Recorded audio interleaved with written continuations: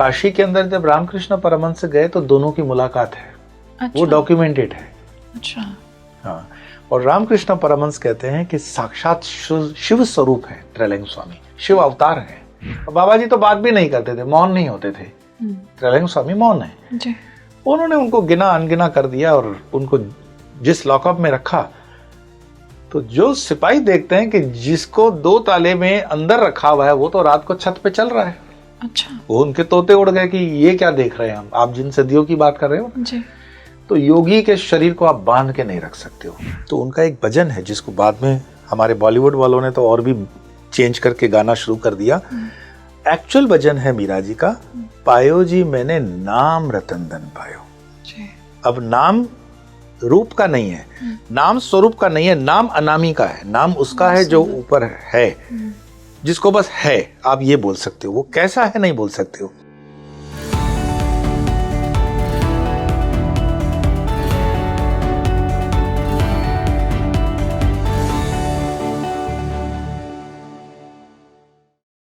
जो समय शरीर और संसार की सीमाओं को लांघ जाए वो एक योगी होता है। एक ऐसे महायोगी भारत में हुए जिन्होंने ना सिर्फ उम्र को पीछे छोड़ दिया बल्कि मृत्यु को भी कई बार हरा दिया।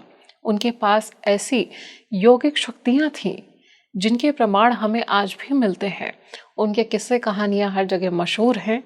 वहीं काशी उनकी योगिक पावर्स का खुद सबूत देती है, यहाँ तक कि उन्हें महादेव का अवतार भी माना जाता है। मैं बात कर रही हूँ त्रैलंग स्वामी की। हाय फ्रेंड्स, आप देख रहे हैं स्पीकिंग ट्री पॉडकास्ट और मैं हूँ आपके साथ आपकी सही यात्री माधवी। आज इस पॉडकास्ट में हम जानेंगे त्रैलंग स्वामी के बारे में। योगी कौन होता है, कैसे एक योगी संसार में रहते हुए संसार से निर्लिप्त होता है और अपने अंदर चेतना को जागृत कर लेता है। वही वो योगी ईश्वर को प्राप्त कर लेता है। और ऐसे ऐसे चमत्कार हमें देखने को मिलते हैं जो मनुष्यों के लिए बिल्कुल भी विश्वास से परे होते हैं और हमें दैवीय चेतना की उपस्थिति का आभास भी दिलाते हैं। आज इसी टॉपिक पर बात करने के लिए हमारे साथ एक बहुत ही खास पर्सनालिटी जुड़े हुए हैं। मैं बहुत बहुत स्वागत करना चाहूँगी स्वामी योगेश्वरानंद गिरी जी का, जिन्हें आप स्वामी योग के नाम से भी जानते हैं। बहुत बहुत स्वागत है गुरुजी स्पीकिंग ट्री पर। धन्यवाद, नमस्कार, नमो नारायण आपके ऑडियंस को भी। और मुझे भी खुद भी अच्छा लगता है जब जब आपके इस मंच पे आना होता है। मुझे पर्सनली लगता है गुरुजी कि आज मुझे जैसे बहुत कुछ नया जानने को मिला है, ऑडियंस को भी बहुत कुछ नया जानने को मिलेगा और बहुत ही ज़्यादा ज्ञान अर्जन होने वाला है इस पॉडकास्ट में। गुरुजी, मैं ये समझना चाहती हूँ कि ऑडियंस के लिए भी और मेरे लिए भी कि एक योगी को अगर एक मैं कहूँ कि सरल भाषा में समझा जाए, एक योगी क्या है और योगी इतना ज़्यादा परमात्मा के निकट क्यों होते हैं? सबसे पहले तो शब्द को हम समझें जी कि योगी शब्द योग से निकलता है। जी। और योग जो शब्द है वो है, योग का मतलब जोड़ना। जैसे हम मैथमेटिक्स में सीखते हैं ना हिंदी मीडियम, कि 4 के योग को 5 से करेंगे तो 9 होता है। योग मतलब जोड़ना। तो योग करता हुआ योगी किससे जुड़ना चाहता है? तो हमारा जो सत्य स्वरूप है, हमारा जो स्वयं का स्वरूप है, my real truth. So the question again goes, who am I? मैं कौन हूं? तो मैं कौन हूं इसका मतलब ये है कि मैं अभी जो हूं उससे तो संतुष्ट नहीं हूं कम से कम, या वो रियल मेरा पर्सनैलिटी तो नहीं है। There is something else. और ये फैसिलिटी आपको सनातन धर्म में जितनी मिलती है इंट्रूजन करके खुद को सेल्फ एनालिसिस करने की, वो दूसरे दर्शनों में नहीं मिलती है और उसका बैकग्राउंड सनातन में ही मिलता है। इसलिए आप जितने भी योगी ये टर्मोलॉजी जो देखते हो वो सनातन में आती है। और ये वो भूमि है, भारत भूमि, जिसमें अनंत काल से कई योगी आए, कई योगी हैं और कई योगी होंगे। इसकी संभावनाएं हमेशा बनी रहेगी क्योंकि उसको जुड़ना है उसे हायर एंड से। और ये प्रोसेस है, ये जर्नी है। तो जो उस मार्ग पर निकल गया वो योगी। बहुत सुंदर। गुरुजी, अगर मैं कहूँ कि योग की बात की जाए, वैसे योग में हम समझते हैं प्राणायाम, जो आम भाषा में हम समझते हैं कि योग का मतलब है प्राणायाम, हम योगा कर रहे हैं, लेकिन योगा को अगर अध्यात्म के पर्सपेक्टिव से समझा जाए, आपके लेंस से योग क्या है? ये तो all credit goes to Baba Ramdev. ये अष्टांग योग एक्चुअली लोगों ने समझ लिया योग है, अच्छा। लेकिन वो अष्टांग योग है।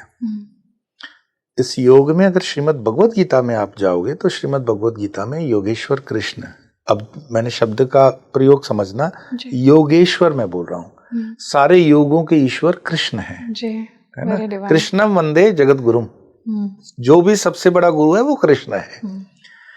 तो उस योगेश्वर कृष्ण ने श्रीमद् भगवत गीता के अंदर कर्म योग, भक्ति योग, ज्ञान योग, उसमें ये हठ योग और अष्टांग योग आता है, जो पतंजलि ने मतलब उनकी तरफ से हमें मिलता है। ये योग शरीर से जोड़ करके आपको परमात्मा तक पहुंचाता है। जबकि भक्ति योग जो है, भक्ति योग के कई बड़े साधक हो गए भक्ति योग में, जैसे मीरा कहेंगे, कबीर कहेंगे, दादू कहेंगे, पलटू कहेंगे, रविदास कहेंगे। फिर ज्ञान योग जैसे मैंने बताया, वो सिर्फ ज्ञान योग में आदि शंकराचार्य और दूसरे लेंगे। फिर कर्म योग है, हमारे जो कई समर्थ रामदास जी हैं या दूसरे संत, सिख समुदाय के अंदर भी जो संत हुए वो कर्म योगी हैं। तो अलग अलग लाइन, अलग अलग जीवन के पथ के जो भी उत्कृष्ट ये साधक हुए वो पर्टिकुलर अपने लाइन के योगी बने। तो सिर्फ ये अष्टांग योग को योग नहीं मानते हुए, और आजकल तो एक बड़ा आपके सोशल मीडिया पर हमें भी परेशान करने वाले प्रश्न 90% आते हैं कि मेरी कुंडलिनी जागृत हो गई। तो ये कुंडलिनी योग से जोड़ करके ये सारा फोबिया क्रिएट किया हुआ है। मुझे बताओ, तुम्हारी कुंडलिनी जागृत होगी तो तुम ऐसे अंट शंट बेवकूफी बड़े प्रश्न पूछोगे।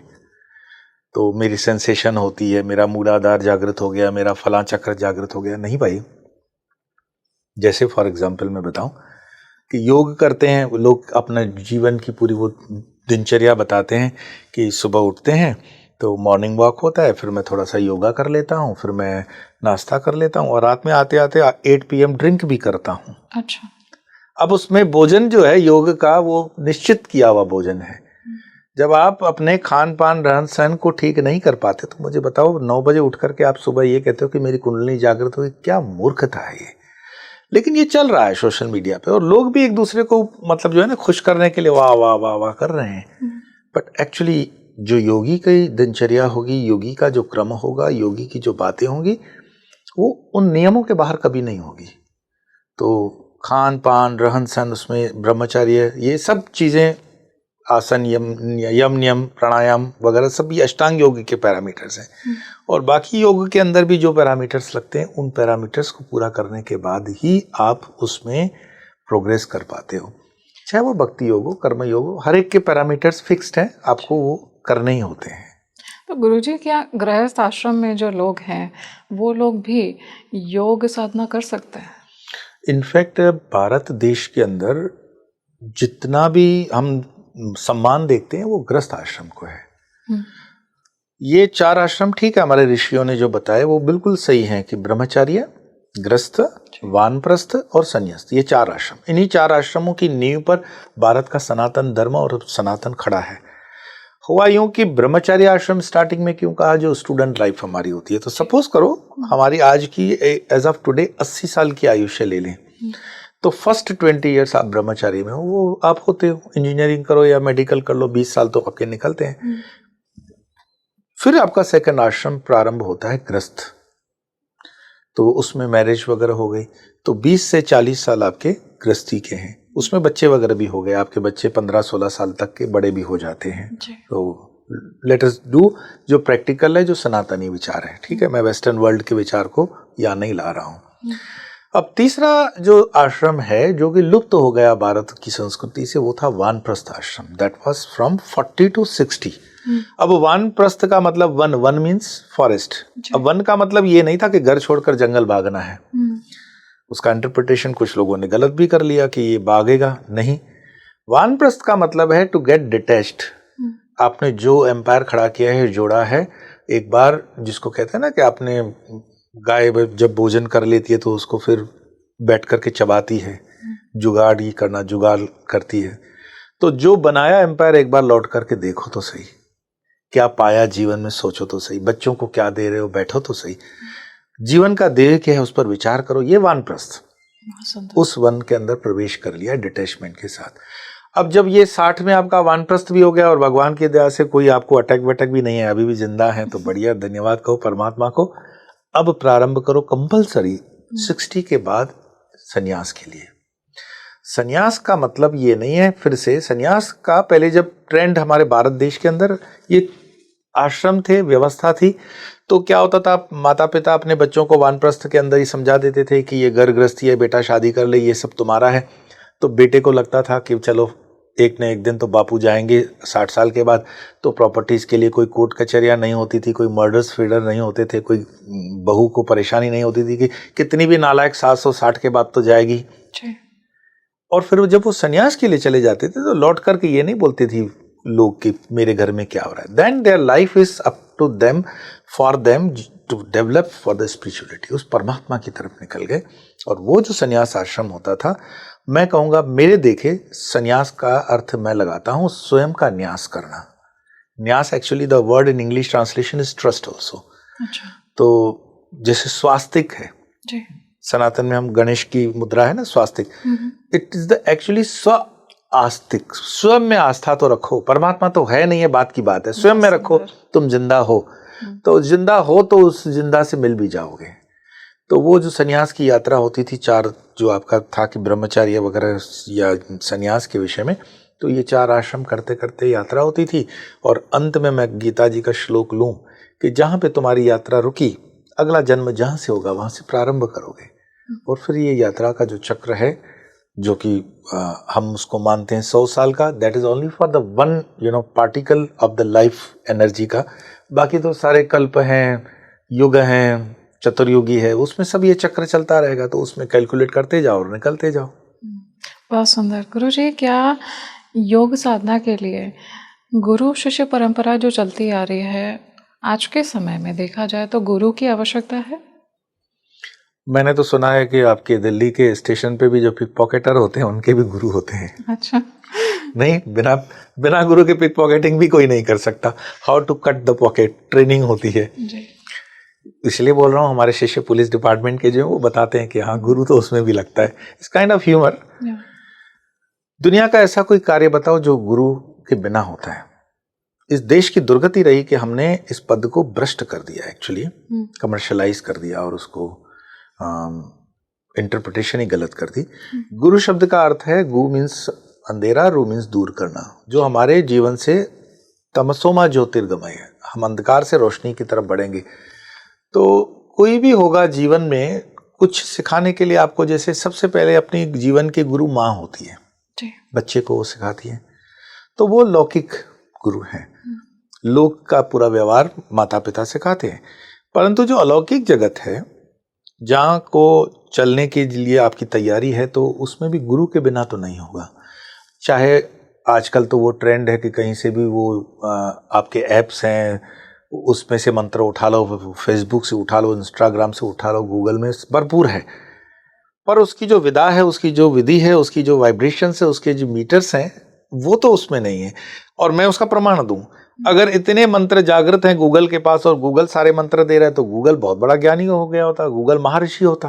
पर गूगल इंफॉर्मेशन है, गूगल नॉलेज नहीं है। So there is a vast difference between information, knowledge, realisation and self realisation and wisdom. Of course it comes the term between.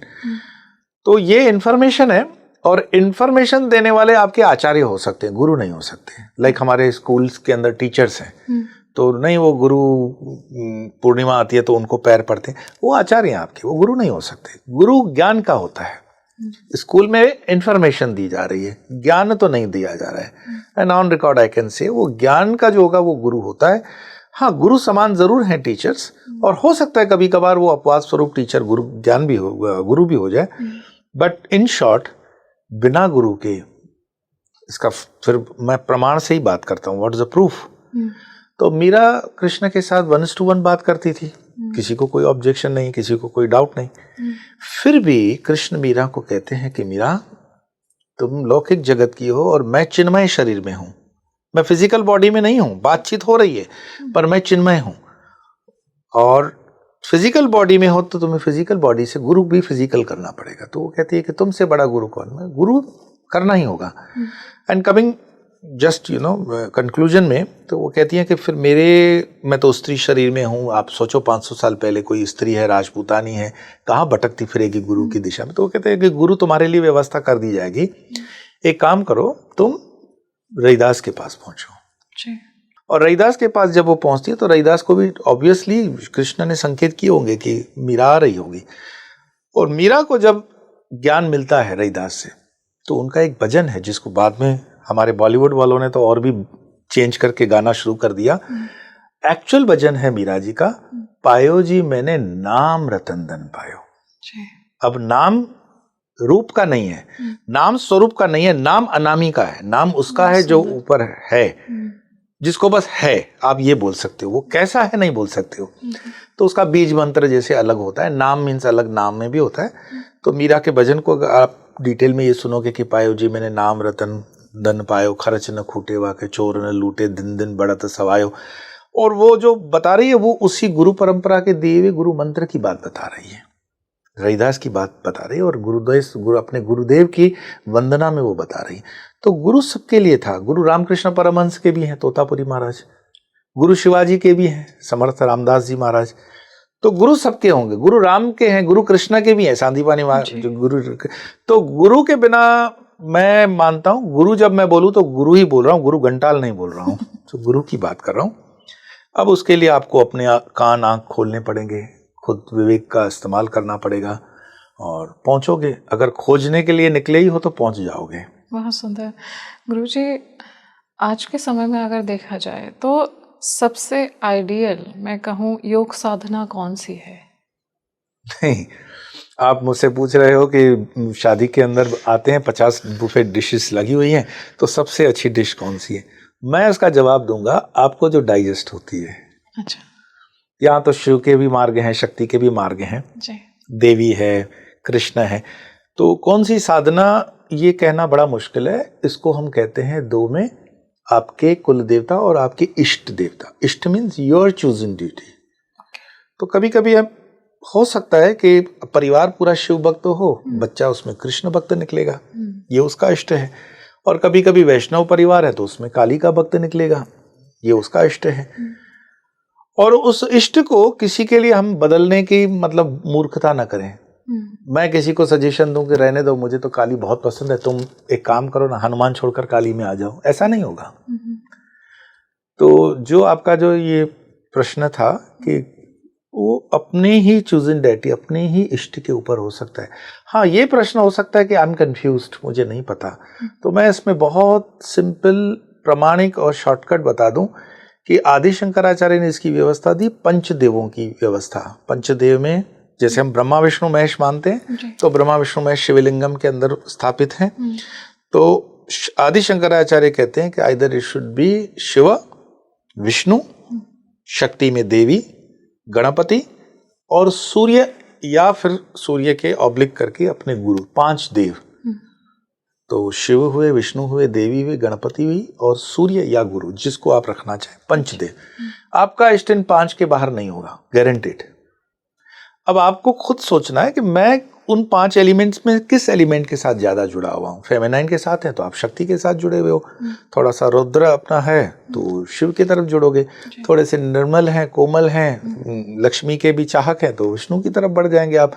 और विद्या को अर्जित करना चाहते हैं, लर्निंग प्रोसेस के अंदर हैं, विद्याएं बहुत आपके प्रति आकर्षित हो रहे हैं तो गणपति जी की आराधना की तरफ बढ़ोगे। और इन चारों में आपकी आस्था नहीं बैठ रही है तो साक्षात सूर्य की उपासना में चले जाओ, लेकिन फिर भी सूर्य अगेन विष्णु के ही तत्व में आ जाएगा, तो वो गुरु स्वरूप है, साक्षात गुरु है। इन 5 के बाहर किसी का इष्ट नहीं होगा।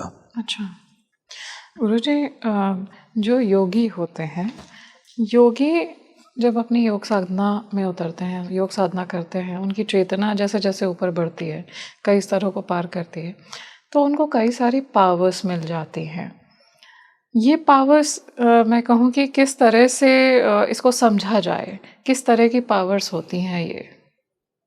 They call it in English occult powers or supernatural powers. जी।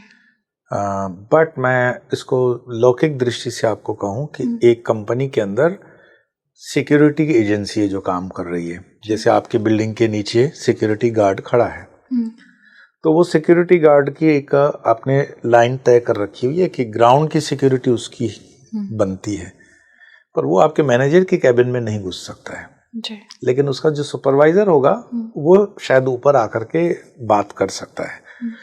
सो ये जो पावर्स हैं ये सबके लिए एक समान नहीं होते हैं। एक तो आपका प्रारब्ध उसमें काम करेगा। Prarabdha means your past karmas. जी।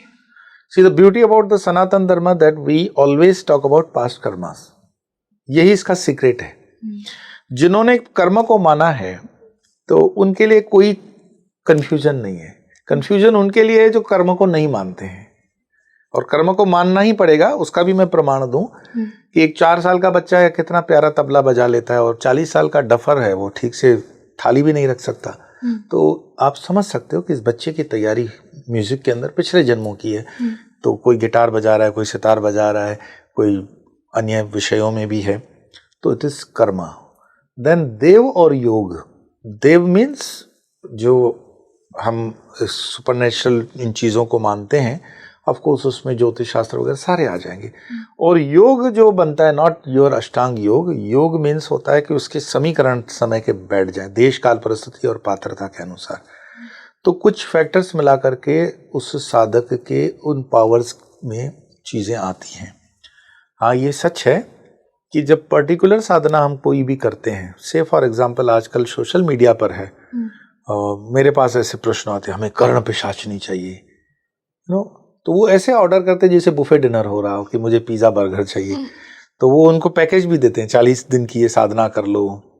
और भी सोशल मीडिया पे जाओगे तो बोलेंगे 5 लाख में ये ले जाओ, 3 लाख। ऐसा नहीं होता है।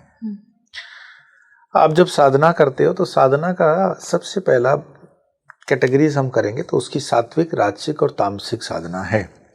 ये तीनों साधनाएं हैं। प्रेतों की भी आप करोगे तो गीता के अंदर लिखा हुआ है, भूत प्रेतों की साधना करोगे तो भूत प्रेत के लोक में जाओगे, देव की साधना करोगे तो देवों के साथ में जाओगे। अब try to understand when I am talking about these segments. तो देव जो है, इसका मतलब देव परमात्मा नहीं है। इंद्र देव है, इंद्र परमात्मा नहीं है। तो जब देव क्या होता है, जैसे मान लो मुझे मेरे घर के आसपास म्युनिसिपैलिटी लेवल का काम करवाना है तो मैं काउंसलर को अप्रोच करूंगा। अब थोड़ा सा बड़ा कोई स्टेट हाईवे वाला कोई काम है तो एमएलए को अप्रोच कर लूंगा। कोई सेंट्रल गवर्नमेंट वाली ब्रिज की स्कीम है तो एमपी को कर लूंगा। लेकिन जब बहुत बड़ा काम है, अब कोई नहीं सुन रहा तो मैं प्राइम मिनिस्टर तक भी पहुंच जाता हूँ। हिंदू धर्म में कोई कंफ्यूजन नहीं है। It's one of the most scientific reason. लेकिन हमारे जो संत महात्मा रहे होंगे, शायद उन्होंने बिना होमवर्क के उलूल जुलूल चीज़ों को यूथ से कनेक्ट करते हुए नहीं बताई, इसलिए यूथ जो है कंफ्यूज्ड है। तो जो देव है, उपदेव है, देवता है, ये कैटेगरीज मैंने आपको जो बताई उस कैटेगरी में है। परमपिता परमेश्वर वो तो गीता के 12वें अध्याय के 3-4 श्लोक में आपको इंडिकेट ही कर लेते हैं कि वो अंतिम सत्य निराकार में जाओगे। बहुत सुंदर। तो अर्जुन पूछते हैं कि तो फिर मैं निराकार की कर लूं, क्योंकि वो गुरु स्थान पे उन्होंने कृष्ण को बिठाया। तब 4-5वें श्लोक के अंदर 12वें अध्याय के कृष्ण कहते हैं कि अर्जुन वो क्लिष्ट है। तुम डायरेक्ट निराकार से साधना करोगे तो तुम्हारे पहुंचने की गारंटी कोई मैं नहीं लेता हूं, और नहीं मैं ये कहूंगा कि तुम बहुत जल्दी संशय मुक्त हो जाओगे। Rather I will suggest you, एक अच्छे गाइड, गुरु, फिलोसोफर फ्रेंड का क्या काम है, जो सच में उसको एडवाइस कर सके। कृष्ण अर्जुन को ये नहीं कहते हैं कि देखो मेरे पाँव और धोना शुरू करो और पीना शुरू करो, मैं तुम्हारा गुरु हूं। नहीं, कृष्ण अर्जुन को ये भी नहीं कहते कि मैं परमात्मा हूं, स्वीकार करो और मेरी पूजा करो। कृष्ण अर्जुन को कहते हैं कि तुम एक काम करो, पहले स्वरूप से तुम पूजा करोगे, किसी भी स्वरूप को तुम अपने चॉइस का उसको सेलेक्ट करो। दैट्स द रीजन आपके दिल्ली के अंदर कालिका का मंदिर है या किलकारी भैरव जी का मंदिर है, ये उन्होंने ही तो बनाया है। अगर इतिहास लिखता है तो होगा। तो स्वरूप की बात उन्होंने बताई अर्जुन को कि पहले स्वरूप की तुम साधना करोगे, फिर धीरे धीरे स्वरूप से तुम ऊपर उठते हुए निराकार में पहुंच जाओगे। पहले साकार की करोगे, फिर निराकार में हो जाओगे। तो जब निराकार में तुम स्थित हो जाओगे तब तुम्हें स्थिति प्रज्ञस्य का भाषा समाधिस्तस्य केशव स्थिति किम प्रभाषेत किम आसीत किम व्रजेत किम। तो स्थिति प्रज्ञ जो व्यक्ति होगा उसकी निशानियां क्या होगी, क्या खाता है, क्या पीता है। मतलब अर्जुन आपकी पॉडकास्ट में आए तो ये पूरे क्वेश्चंस आप पूछ सकते हो उनको। सेकंड चैप्टर गीता में ये सब चीजें आती हैं। ऑफ कोर्स इसके लिए एक टाइम देना होता है, समय देना होता है, गुरु परंपरा गुरु पद्धति से सीखना होता है।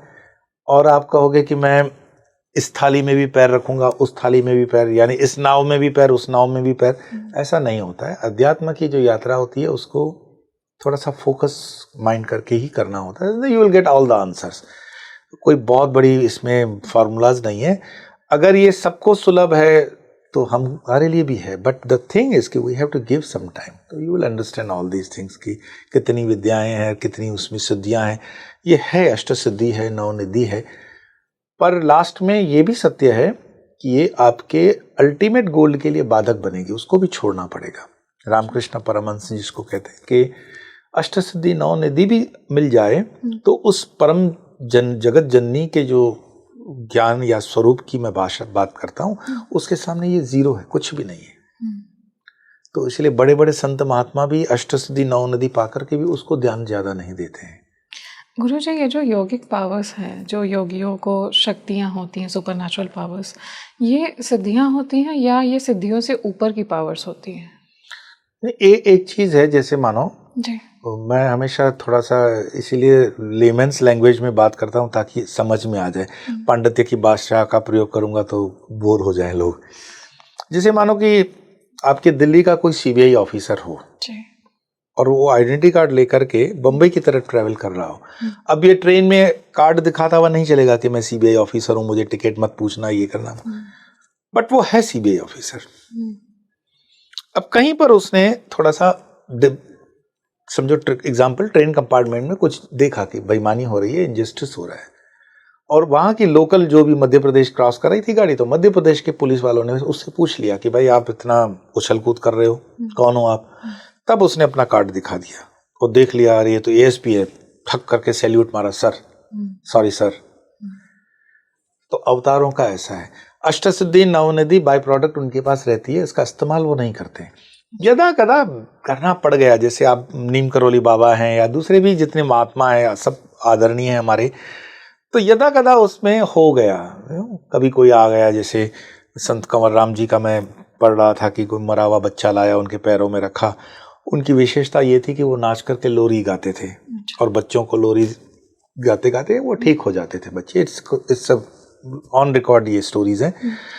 तो उनकी आजमाइश ही समझो, एक माँ अपने बच्चे को लाती है, जो मरा हुआ बच्चा उनके पैरों में डालती है, और बच्चा मरा हुआ उनके पैरों में है। कंवर राम जी ट्रांस में है और ट्रांस में गाते गाते उस बच्चे को उठा लेते हैं। अब उठा तो लिया, लेकिन उनको पता पड़ा कि बच्चा मरा हुआ है। तब उसी जन के अंदर वो परमात्मा से कहते हैं कि आज तुम्हारी लाज, प्रश्न तुम्हारी साख पे, मैं तो तुम्हारा दास हूं। ये मरा हुआ बच्चा लाई है माँ, और मैं जानता हूं ये लाई है, इसकी अपेक्षा है कि मैं जीवित कर दूं, पर तुम भी जानते हो मैं जीवित मैं नहीं कर सकता हूं, करने वाले तुम हो। तो मैं तो तुम्हें गा करके रिझा रहा हूं, तो मेरी प्रार्थना है कि इस बच्चे को जागृत कर लो। और बच्चा किलकारियां मारता हुआ जग जाता है। ये ऑन रिकॉर्ड है चीजें। बड़े बहुत बड़े संत हुए, तो लोग मतलब उसके बाद तो इतने बड़े संत हुए ये, क्योंकि नॉर्थ इंडिया की बात है उस वक्त, अनडिवाइडेड पाकिस्तान की, कि उनके शिष्य हिंदुओं से ज्यादा मुसलमान थे। अच्छा, मैं बात कर रहा हूँ 1940 की।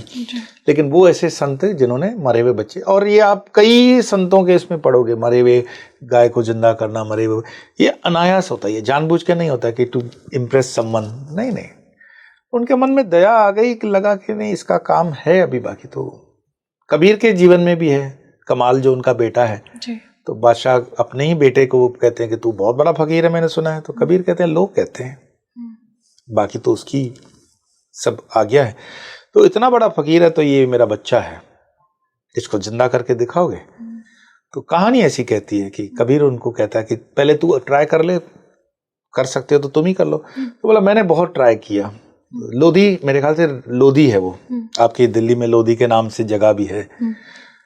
तो लोधी कहते हैं कि ठीक है तुम अपने तरह से कर लो। तो बोला ठीक है, पहले आपके रिलीजन के हिसाब से मैं स्टार्ट करता हूँ। तो वो कहता है कि अल्लाह के नाम पे खड़े हो जाओ।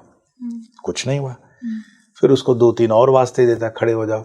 लास्ट में कहता है कि कबीर तुझे कहता है खड़े हो जाओ। तो बच्चा कब्र से खड़ा हो गया। अच्छा। तो लोधी कहते हैं ये तो कमाल हो गया। तो वो कहते हैं कि महाराज हमारी कंडीशन थी कि बच्चा जिंदा होगा, मैं ले जाऊंगा। तो ऐसी कहानी है कि उस कमाल को नाम फिर मिला, कमाल हो गया, उन्होंने बोला ना, ये कमाल जो हो गया वो कबीर घर ले आए। अच्छा। और कमाल के ऊपर कई कहानियां चलती हैं। वही उनका बेटा हो। हाँ, ये मतलब ये चमत्कार में मैं बताऊं, ये सहज होता है, ये इंटेंशनल नहीं होते हैं कि मैं जाके चमत्कार चौराहे पे देखूंगा, वो तमाशा हो गया, वो चमत्कार नहीं हो गया। तो ऐसे आज भी कई संत महात्मा हैं जो चमत्कार करते हैं, कभी उसको मीडिया की कवर करने के लिए नहीं होता है, बस हो जाता है।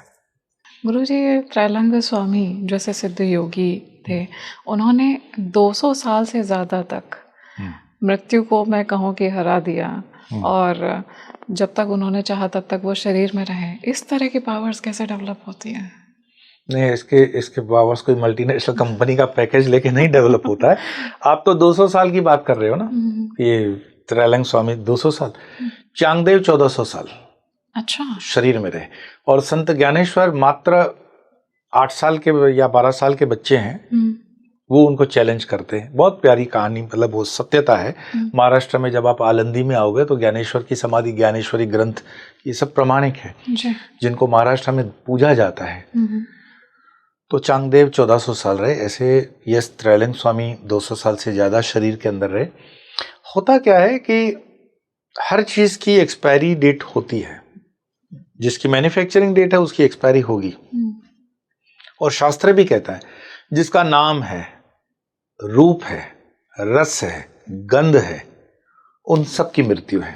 अच्छा। तो नाम तो ब्रह्मा जी का भी नाम है, तो शास्त्र कहता है यस, कल्प में ब्रह्मा जी की भी मृत्यु हो जाएगी। तो कितनी, मतलब आप सोचो, ये इस सनातन धर्म की कितनी खूबसूरती है कि उसमें एक व्यक्ति को आधारित बना करके हमने ये नहीं कहा कि वो था, है और रहेगा। नहीं, वो जो रहेगा वो एक अलग, एक अननोन, एक जिसको कहते हैं ना, सत से पहले असत नहीं था, अंतरिक्ष भी नहीं, आकाश भी नहीं, छिपा था कहाँ क्या किसने डका था, तभी तो गम गोचर जल भी नहीं था, सृष्टि का कौन है करता। ऋग्वेद का ये श्लोक है। तो वो जो, जिसको कोई जान नहीं पाया और जो जान पाया वो बोल नहीं पाया, वो तत्व सबसे अननोन रह जाता है।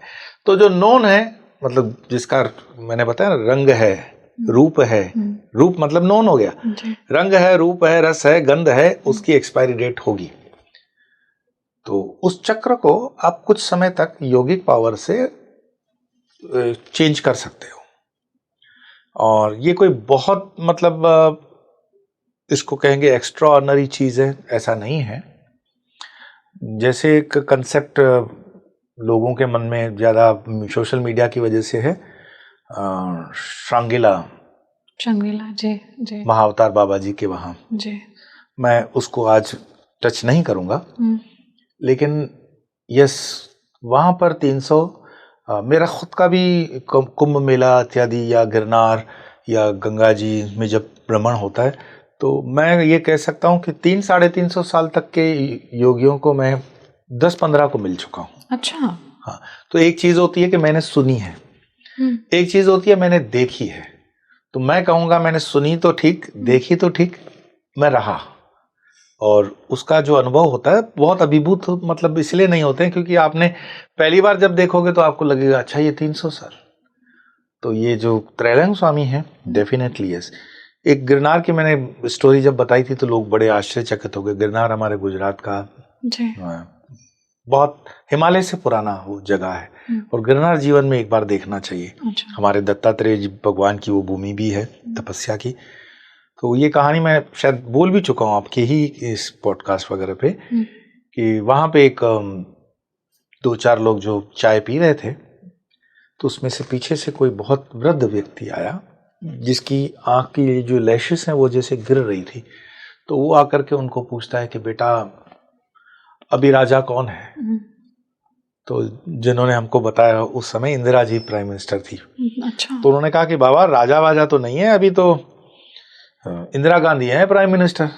अच्छा अच्छा, इंदिरा गांधी है।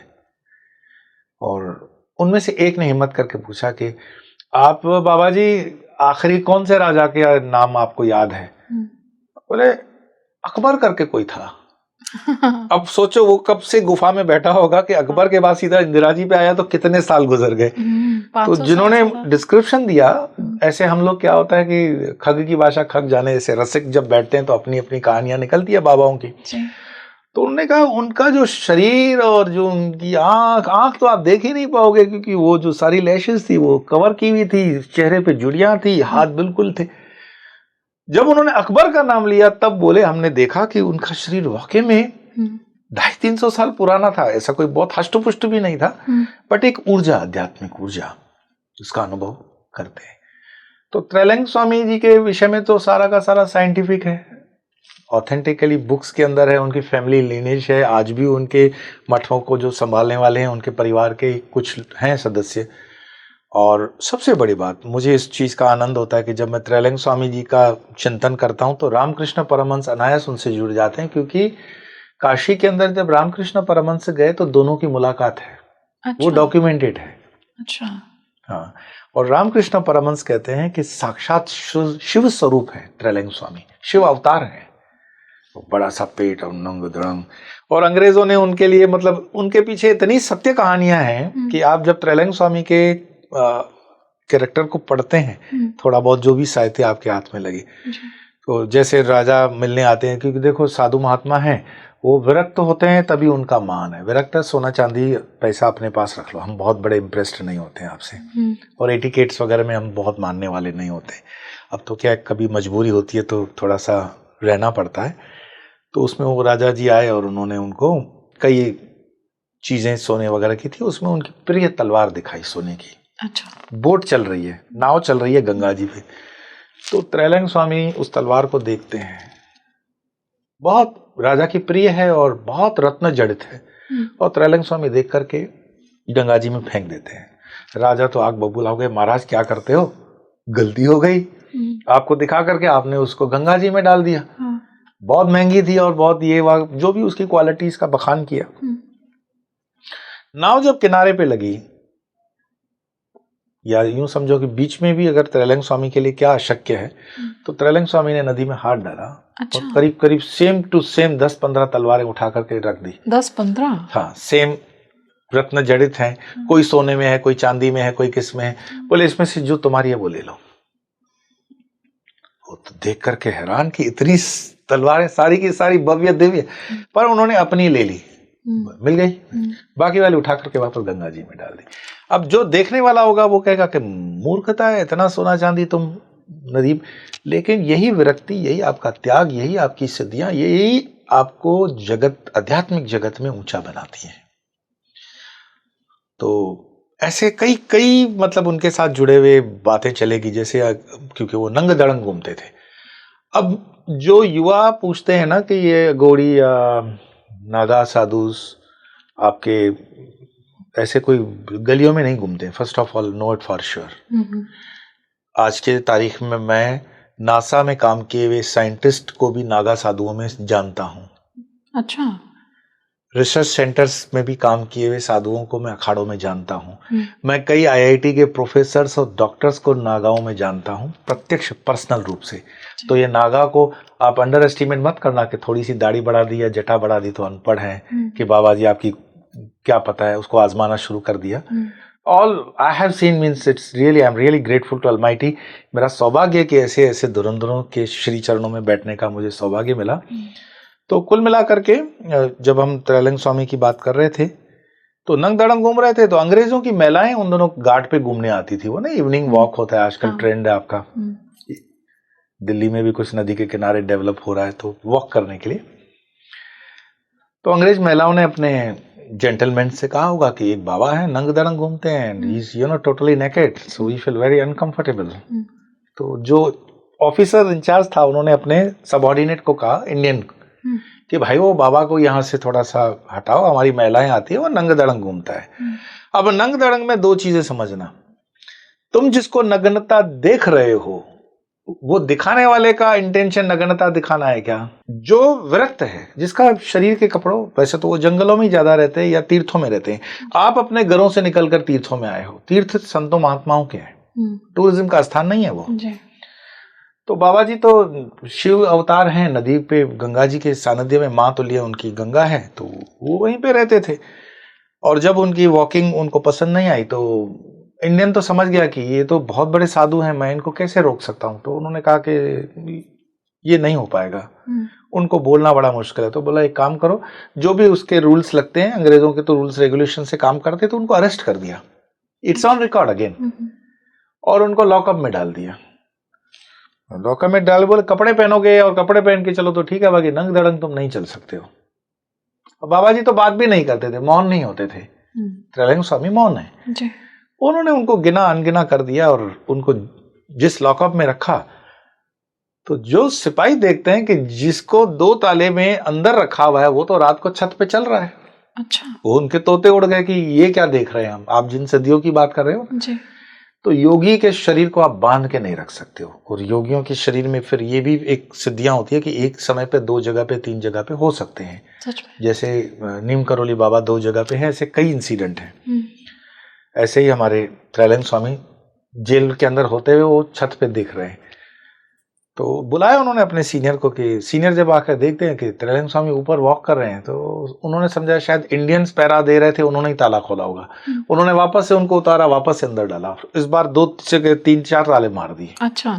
त्रैलंग स्वामी फिर रात को बाहर टहल रहे हैं, क्योंकि हमारी मौज है इसमें। तो लेटर ऑन ही रियलाइज्ड कि ये मतलब कोई हवाबाजी नहीं है, वो शरणागत हो जाता है कि मुझे क्षमा करें।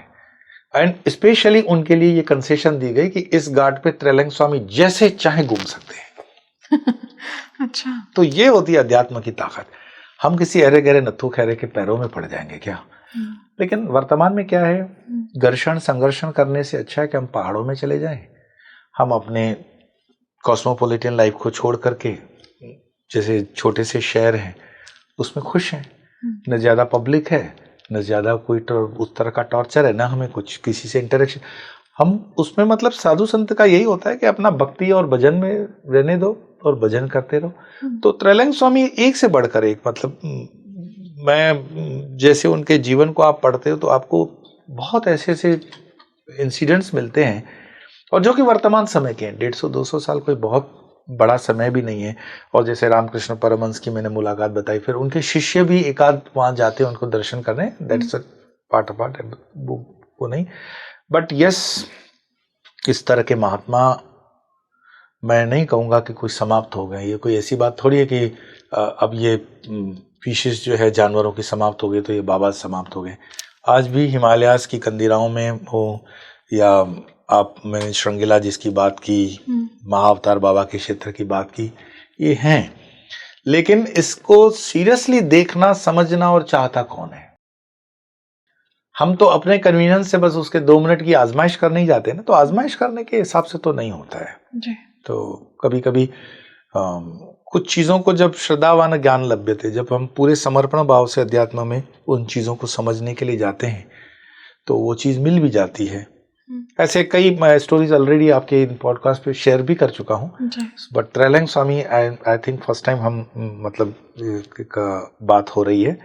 यस, जितना पढ़ेंगे उनके विषय में, जितना जानेंगे, और आज भी उनका वो स्थान है, काशी में आप दर्शन कर सकते हो, छोटा सा ही भले स्थान तो है। गुरुजी, जैसे त्रैलंग स्वामी, उनको शिव अवतार कहा जाता है, आपने स्वयं कहा भी, तो परमात्मा, मैं कहूँ कि जैसे भोले बाबा है, महादेव हैं, वो स्वयं अवतार लेकर के पृथ्वी पर आ रहे हैं।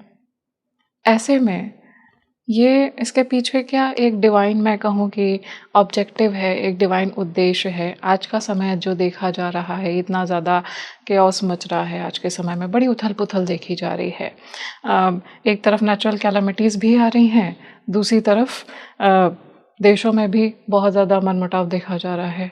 तो ये क्या भारत को, या मैं कहूँ सृष्टि को, एक प्रोटेक्शन देने के लिए आ रहे हैं?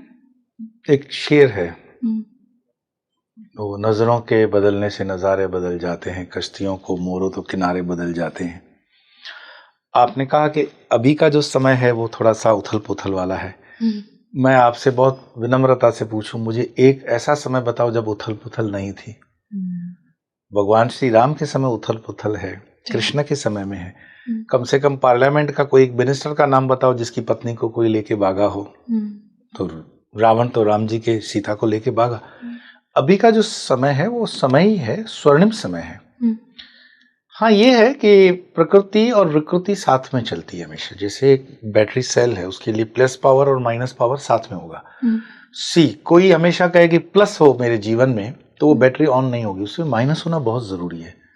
जैसे आप अपने कमरे में आते हो तो आप कमरे में लाइट करने के लिए स्विच ऑन करते हो। अब मुझे बताओ, दुनिया का ऐसा कोई टेक्नोलॉजी जो अंधेरे करने के लिए स्विच बनाया हो जिसने? नहीं। क्यों नहीं है? क्योंकि नेगेटिव पावर्स बाय डिफॉल्ट उसमें आ जाता है।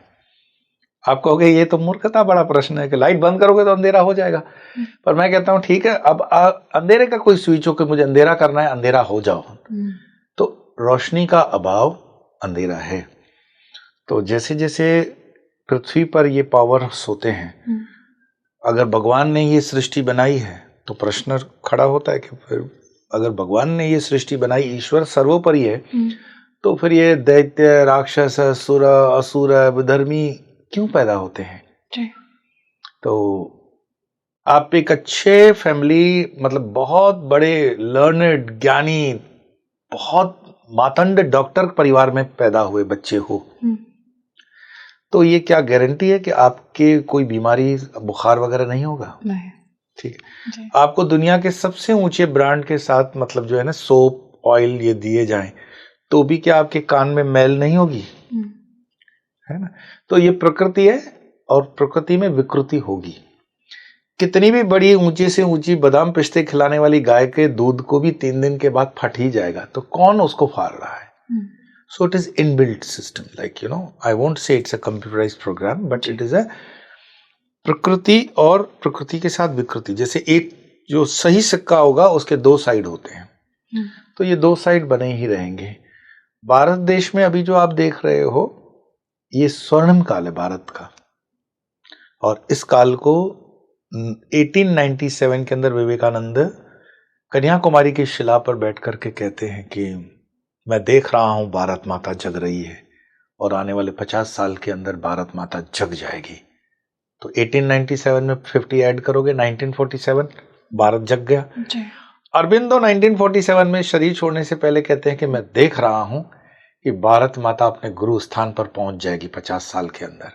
तो अराउंड 1997 देश के अंदर काल जो देखते हो, एक जो पार्टी, फैमिली और पार्टी थी, वो गिर जाती है और दूसरी पार्टी आना शुरू कर देती है। उसी में हमारे प्रेसिडेंट अब्दुल कलाम आजाद जी का साइंटिफिक अप्रोच के साथ एक बुक है, फायर ऑन विंग्स करके, जो भी है, विंग्स ऑफ फायर, है ना? तो उसमें वो बताते हैं कि how scientifically India will be on the top. तो ये स्वर्णिम काल है। बाकी तो it's a part of journey. आप जब प्लेन की जर्नी करते हो तो हो सकता है बस आधे घंटे 1 घंटे फ्लाइट लेट हो सकता है एयरपोर्ट पे आपको निकलने में दिक्कत हो सकता है आपको पिक करने के लिए जो आ रहा है वो देर में अटक गया हो ट्रैफिक में। So these are all part and part, you know, particles of that journey के उसमें होते हैं।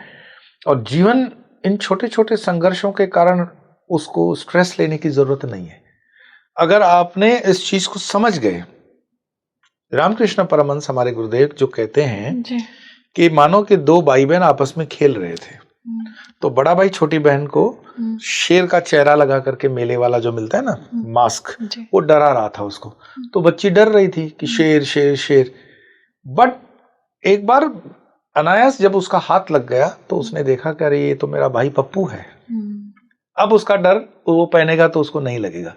हमें उन चीजों का डर तब तक लगता है जब तक हम उस डर से अनजान हैं या उस डर से हम डर रहे हैं। पर जैसे हम उस डर का मुकाबला करना शुरू कर देते हैं, एंटीडोट, तो वो आपके जीवन से वो सत्य आपको पता पड़ गया। वो डर खत्म नहीं होता। वो शेर का मुखोटा पहना हुआ वो भाई वही है, भाई भी वही है, मुखोटा भी वही है, बट आपने सत्य को जान लिया। सो ऑल स्पिरिचुअलिटी और जो भी ये साधना है वो सत्य की यात्रा है, to know the truth. And what the truth is that who am I, मैं वही सच्चिदानंद स्वरूप हूं, सत चित आनंद, एग्जिस्टेंस, नॉलेज, ब्लिस, एब्सोल्यूट। तो अगर मैं वही हूं तो फिर मुझे कौन डरा रहा है, मैं किससे डर रहा हूं? तो उसी को तबरेज कहते हैं, अन अलहक अहम ब्रह्मास्मि। जी। तो ये यात्रा वहां तक है। awesome. हाँ, आपको प्रारंभ भले हनुमान चालीसा से करोगे, दुर्गा चालीसा से करोगे, दुर्गा सप्तशती से करोगे, हवनों से करोगे, या बट वहां पे रोकना नहीं। मुझे बहुत अच्छा लगता है कि आप मूर्ति स्वरूप की पूजा करो, अपने लाला की सेवा में रहो। लाला की सेवा से प्रारंभ करो, लेकिन आपकी यात्रा लाला की सेवा तक खत्म नहीं होनी चाहिए। पहुंचना आपको उस अल्टीमेट एब्सोल्यूट तक है। तो अगर ये यात्रा जन्म में कर सको तो बहुत बढ़िया, ना कर सको तो जहां तक ग्रोथ करो, गुरुजनों के शरण में जो राइट गुरु आपको मिले और कर्मों की कृपा हो, पास्ट हो, कम से कम जो अपनी 5 इंद्रियां हैं उनका इनपुट जो है वो अच्छा रखोगे तो उसका रिजल्ट अच्छा आएगा। मुंह से है तो खाने वाली चीजें अच्छी रखो, देखने की इंद्रिय आंख है अच्छी रखो, कान है तो सत्संग का रखो, सूंघना है तो शराब की ही सूंघ क्यों करनी है, धूप दीप भी हो सकते हैं। और जब स्पर्श या आलिंगन है तो मेरे कृष्ण का या मेरे काली का क्यों नहीं। तो that higher thoughts makes you more progressive towards your goal. And the goal of each and every soul, Vivekananda कहते हैं ना, each and every soul is potential divine. सबको मिल सकता है, सबको मिलेगा भी। तो मैं सब प्रारंभ करना है। So you start with your first, एक पहला कदम प्रारंभ करो, दूसरा अपने आप आएगा। पर खड़े हो और सोच रहे हो कि दूसरा कदम आएगा नहीं, तुम चल तो पड़ो, वो आ जाएगा। गुरुजी, आज के समय में ये भी मैंने देखा है कि जो यूथ है या आने वाली जो अभी जन अल्फा है, बच्चे हैं, इनका एक आध्यात्म की तरफ झुकाव देखा जा रहा है। पहले भी रहा है, अभी मैं देख रही हूँ कि बहुत ज़्यादा है। इंटेलिजेंस भी अच्छी है, अवेयरनेस भी बहुत है। तो जैसे रामकृष्ण परमहंस जी हैं या त्रैलिंग स्वामी जी हैं, मैं कहूँ महात्माओं की, सिद्ध पुरुषों की, इनका आज के कॉन्टेक्स्ट में इनसे यूथ को क्या प्रेरणा लेनी चाहिए और किस तरह से यूथ अपने जीवन को एक सात्विक और आध्यात्मिक दिशा दे सकता है आज के समय में? मैं जिन भी यूनिवर्सिटीज़ वगैरह में लेक्चर्स होते हैं मेरे, या जहाँ पे भी मुझे लेक्चर्स के लिए निमंत्रण मिलता है, तो मैं कहता हूँ कुछ ना पढ़ सको तो इस राष्ट्र का ग्रंथ है श्रीमद् भगवद गीता। पर श्रीमद् भगवद गीता अलग अलग कमेंट्रीज वाला मत पढ़ना, मूल श्लोक और उसका ट्रांसलेशन, और आदि शंकराचार्य जी का जो ट्रांसलेशन है वो आप कमेंट्री में पढ़ सकते हो। एक बुक जो कॉमन मैन्स लैंग्वेज है, जो हर भारतीय यूथ को पढ़नी चाहिए। मैं जब यूथ कहूँ, युवा कहूँ, तो वो युवा चित्त की बात करता हूँ। वो 60 साल का बूढ़ा भी हो सकता है और सबके लिए। तो एक बुक है lectures from Colombo to Almora, Swami Vivekananda के व्याख्यान कोलंबो से अल्मोड़ा। अगर आप वो पुस्तक पढ़ लेते हैं तो आपको अपने देश के बारे में वो सब कुछ पता चल जाता है। It's a kind of encyclopaedia. Colombo to Almora lectures जो है रामकृष्ण मठ मिशन में मिल जाता है, अमेजोन पे मिलता हो शायद। तो वो बुक यूथ को पढ़ने से एक दिशा और दिशा मिलती है कि देश क्या है, देश का अंदर समाज की व्यवस्थाएं क्या है, हमारे प्रो क्या है, हमारे कॉन्स क्या है, माइनस प्लस। और स्पिरिचुअलिटी के लिए जैसे मैंने कहा श्रीमद् भगवद गीता है, और शक्ति की साधना में एक ही ग्रंथ में दुर्गा सप्तशती, और दुर्गा सप्तशती भी पूरी नहीं मान सकते हो तो कम से कम कुंजिका स्तोत्र से, कुंजिका मीन्स, कुंजिक मीन्स की, सो इट्स अ की, शृणु देवी प्रवक्ष्यामि कुंजिका स्तोत्रम उत्तमम। शिव जी स्वयं से पार्वती से कहते हैं कि I am giving you the secrets of the secret, that is a Kunjika Stotra. तो उसका अनुष्ठान वगैरह जैसे हम सजेस्ट करते हैं, करवाते भी हैं। और शक्ति के लिए मैं ये कहूँगा, और श्रीमद् भगवद गीता अपने जीवन में है। प्रामाणिक संतों जिन्होंने इस राष्ट्र के लिए अपना योगदान दिया हुआ है, उनकी जब लाइफ को थोड़ा बहुत भी पढ़ते हैं, like complete works of Vivekananda है, देन दूसरे जो संत आपको प्रेरणा देते हैं उनको पढ़ते हो, तो यस, आपको, मुझे नहीं लगता ज़्यादा भटकना पड़ता है। आपका अगर रोड मैप ठीक है तो आपको बहुत ज़्यादा यू टर्न्स नहीं लगाने पड़ते हैं। ज़्यादा समय तो ड्राइविंग का यू टर्न सी टर्न में ही निकल जाता है। तो उसको अवॉइड करने के लिए कम विद गुड प्रिपरेशन और 1-2 ही ग्रंथ पढ़ें qualitative, and that will make difference in your life. बहुत सुंदर। गुरुजी, एक ऑडियंस के लिए मेरा क्वेश्चन है कि अगर कोई चाहे साधना करना, मतलब एक जो उनकी नॉर्मल लाइफ चल रही है उसके साथ साथ एक आध्यात्मिक जीवन भी वो जीना चाहते हैं, या किसी किसी का रुझान पूरी तरह से आध्यात्म में होता है, वो उनके लिए कौन सी साधना सही रहेगी, या सुगम सरल मैं कहूँ, या आइडियल उनके लिए? एक जो नॉर्मल इंसान है जिसे कुछ नहीं पता पर वो अध्यात्म की तरफ जाना चाहता है, परमात्मा को प्राप्त करना चाहता है। परमात्मा ऐसी कोई चीज़ नहीं है जो शेल्फ पे रखी हुई है और जाके उसको ले आना है कि मुझे मिल गया परमात्मा।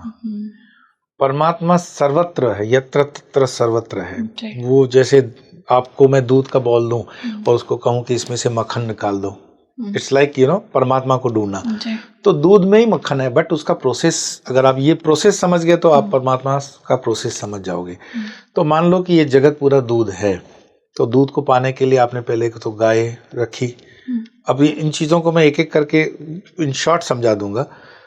मानो दूध से ही प्रारंभ कर लो, तो दूध में आप पहले घी निकालने के लिए क्या प्रोसेस करोगे कि दूध में पहले गुरु मंत्र का जामन डालोगे दही बनाने के लिए, और दही जमाने के लिए उसको 12 घंटे छोड़ना पड़ता है, हिलाना बंद करोगे।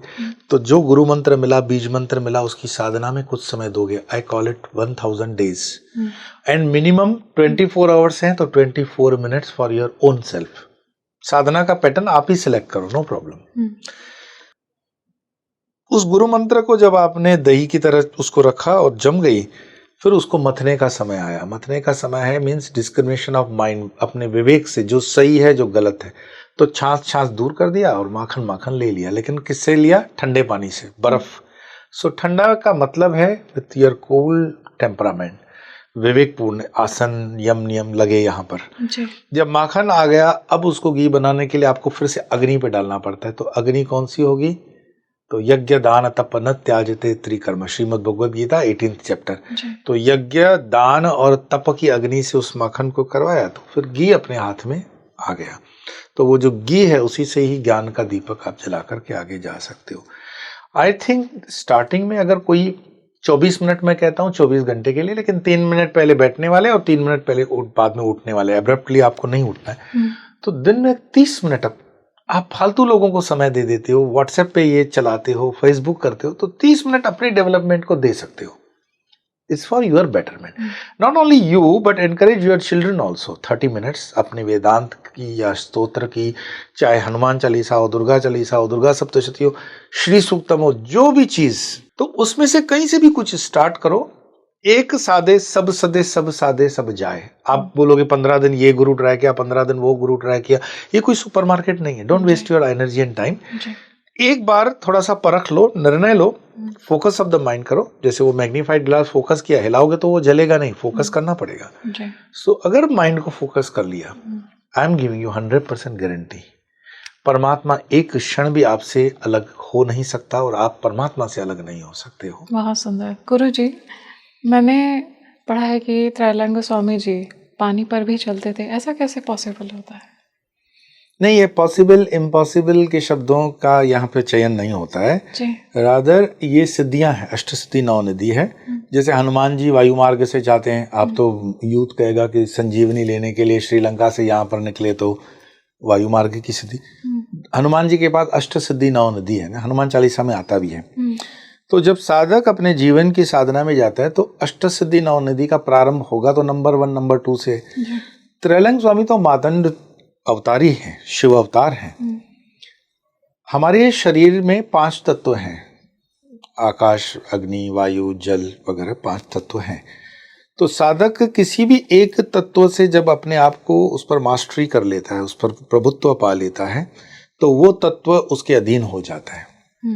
तो जैसे मान लो मैंने वायु को अपने अधीन कर लिया, तो मैं वायु मार्ग से फिर ट्रेवल कर सकता हूँ। अच्छा। शरीर ये, क्योंकि वायु आपके कब्जे में है। जब आप जल तत्व पर अपना नियंत्रण कर लेते हो तो आप जल पे चलोगे। तो इट ऑल डिपेंड्स कि एक तो मैंने जैसे बताया ना, गुरु कृपा है, प्रारब्ध, इसमें कई फैक्टर्स काम करते हैं। तो त्रैलंग स्वामी जी के विषय में जिन लोगों ने ये देखा है, बिल्कुल सत्य घटना है और ये होता है। हम नर्मदा परिक्रमा करते हैं, तो नर्मदा परिक्रमा के दौरान मुझे सब बोलना नहीं चाहिए, neither I will disclose the identity also. परिक्रमा के दौरान मुझे एक ऐसे संत से मतलब मिला, त्रैलंग स्वामी तो आप 200 साल पहले देखते हो ना, मैं अभी की बात करता हूँ। अच्छा। तो नर्मदा जी की वो धारा को क्रॉस करते हुए उस तरफ उनको जाना था और हम परिक्रमा में मार्ग थे, हमें नहीं जाना था। तो उन्होंने कहा कि महाराज जी फिर आ गया, हम चलेंगे। तो मैंने कहा कि थोड़ा चलें, जहाँ तक हमें बोट वगैरह का साधन मिलेगा तो आप निकल जाना। बोले हमारे लिए क्या है, माँ की कृपा है, साधन की क्या आवश्यकता है। यहाँ कोई, अब उनकी विनम्रता देखो, यहाँ कोई जल ज्यादा नहीं है महाराज जी, निकल जाएंगे। अच्छा। और इतना गहरा जल है वहां कि ऐसा निकलना साधारण असंभव है। और उन्होंने कहा ये कोई बहुत नहीं, हम तो यहाँ के रहने वाले हैं ना महाराज जी, कोई बहुत बड़ा गहरा जल नहीं है, निकल जाएंगे बस।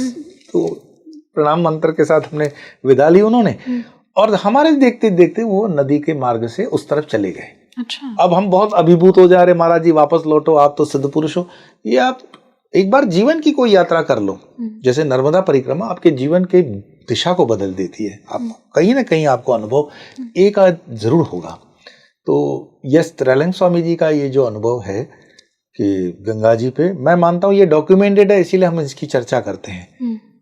बाकी तो आप हिमालयाज के जो योगी हैं या हिमालय के जो साधु हैं, या जो मैंने बताया श्रृंगला या महाअवतार बाबा जी का जो क्षेत्र है, वहाँ पे वायु मार्ग से चलने वाले, इंक्लूडिंग कैंची धाम के हमारे महाराज श्री वायु मार्ग से चलते थे, क्योंकि वो हनुमान जी के अवतार माने गए थे। तो उनकी वो वायु की सिद्धि थी। त्रैलंग स्वामी की जल की सिद्धि है। कई महात्माओं की सिद्धि होती है, भू समाधि में 40-40 दिन बिना श्वास के रह सकते हैं, ऊपर मट्टी वगैरह पैक होने के बाद भी।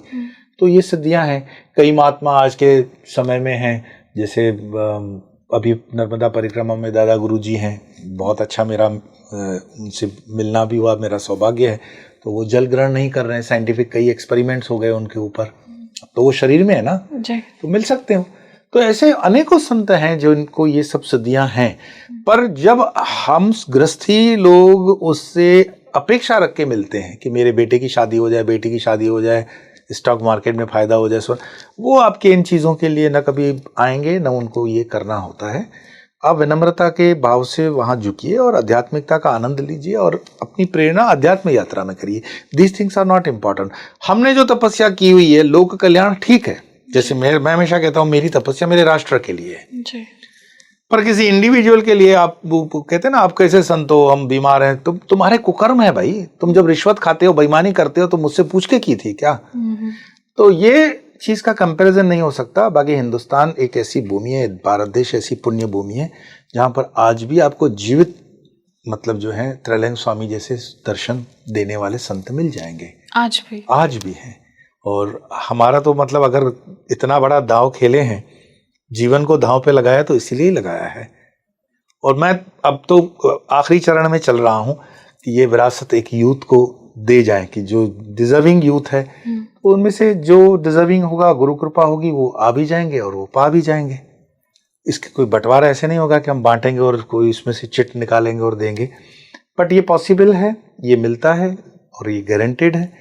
हमारा सिर्फ फोकस ऑफ माइंड, डेडिकेशन और जो साधना है उस मार्ग पे चलना होता है। बहुत सुंदर। स्वामी जी, जैसे त्रैलंग स्वामी ने दे छोड़ा और आत्मा तो अजर अमर है, और ख़ास करके जो सिद्ध महापुरुष हैं, जो एलिवेटेड सोल्स हैं, इनकी जो आत्मा है, ये क्या मैं कहूँ, आत्मा बोलना शायद मैं नहीं कहूँगी, कि वो स्वयं क्या आज भी किसी हायर प्लेन में एग्जिस्ट कर रहे हैं? भले ही उन्होंने स्थूल शरीर को त्याग दिया हो, लेकिन आज भी क्या वो किसी हायर प्लेन में एग्जिस्ट कर रहे हैं, जैसे हिमालय के योगियों की बात की जाती है? मान लो एक विराट यहाँ दीपक जल रहा है जी, और उस दीपक की ज्योत को मैं ऐसे उंगली से बंद कर दूं, तो मैं आपसे पूछूं कि बताओ उसकी ज्योत अब कहाँ है, तो आप क्या जवाब दोगे? नहीं है। जो एलिमेंट्स थे वो सारे एलिमेंट्स में चले जाते हैं। तो इसका प्रमाण भी दो। जब भी आध्यात्मिकता में आप जिज्ञासा करो तो उसका प्रमाण भी आना चाहिए, प्रूफ। तो गीता के अंदर जो प्रमाण दिया गया है, नैनम छिंदन्ति शस्त्राणि नैनम दहति पावक न चैनम क्लेदयन्त्यापो न मारुति न शोषिता। तो जो आत्मा है वो समझो कि उस दीपक की एक ज्योत है, जो समय काल के कारण, बंधन के कारण अभी बंद हुई, तो वो उस महाज्योत में ही रहेगी। उसका कोई अपना एग्जिस्टेंस अलग से नहीं होता है। That's a part of that Mahajyot. तो आत्मा जो है वो परमात्मा का अंश है। तो कहते हैं ना, आत्मा परमात्मा है, इसीलिए हम एक दूसरे का सम्मान भी इसी दृष्टि से ही करते हैं। तो वो आत्मा फिर उस परमात्मा का अंश होती है। फिर उस विराट की जब इच्छा होती है, फिर वापस से मैनिफेस्टेशन होता है। तो जब रामकृष्ण कहते हैं ना कि जहाँ जहाँ पुलिस बल लगाना होता है, तो कैसे गवर्नमेंट डेप्यूट करती है कि 25 पुलिस वाले भेज दिए। तो जब समाज में खराबी होगी, जब धर्म की हानि होगी, गीता में भी यही है, तब असाइंड होता है और उस कॉस्मिक डिजाइन के अंदर फिर से वो अवतार आता है। दैट्स अवतार के जो थियरी है वो उस पर है। बाकी अवतार किसी अमीर ज़्यादा के मर्जी से नहीं होगा कि मेरे घर में आ जाए, मेरे पड़ोस में आ जाए, नहीं, वो परमात्मा की ही इच्छा और उस कॉस्मिक डिज़ाइन का ही पार्ट है। और वो जब जाएगा तो वो जाएगा भी उसी डिज़ाइन से ही जाएगा। बहुत सुंदर, बहुत दिव्य और बहुत ही अद्भुत। मैं कहूँ कि आज का मेरा इस पॉडकास्ट का एक्सपीरियंस रहा गुरुजी। मुझे जितना ज्ञान अर्जन आपसे हुआ है, बहुत कुछ नया जानने को मिला है। आई एम श्योर ऑडियंस को भी बहुत कुछ नया जानने को मिलेगा। बहुत अच्छा लगा आप आए और इतना कुछ मैंने जाना। बहुत बहुत धन्यवाद, आज आप आए, इतना समय निकाला। नमो नारायण। महादेव को महायोगी कहा जाता है। ऐसे ही एक महायोगी भारत में हुए जिन्हें हम त्रैलंग स्वामी के नाम से जानते हैं, और आज हमने उनके बारे में बहुत कुछ जाना है। वहीं एक योगी क्या होता है, किस तरह की साधना एक योगी को करनी चाहिए, और हम जब गृहस्थ आश्रम में रहते हैं तो हमें किस तरह से अध्यात्म की तरफ आगे बढ़ना चाहिए, आज इन सभी बातों को हमने इस पॉडकास्ट में जाना है। आप मुझे कमेंट सेक्शन में ज़रूर बताइएगा कि ये पॉडकास्ट आपको कैसा लगा और क्या आप भी त्रैलंग स्वामी के बारे में पहले से जानते थे। इस वीडियो को ज़्यादा से ज़्यादा लाइक, शेयर और सब्सक्राइब करिए, खुद भी देखिए, अपने परिवार वालों को भी दिखाइए। खुश रहिए, मुस्कुराते रहिए, अपनों में खुशियाँ बांटते रहिए। आज के लिए अपनी सही यात्री माधवी को दीजिए इजाज़त। नमस्कार।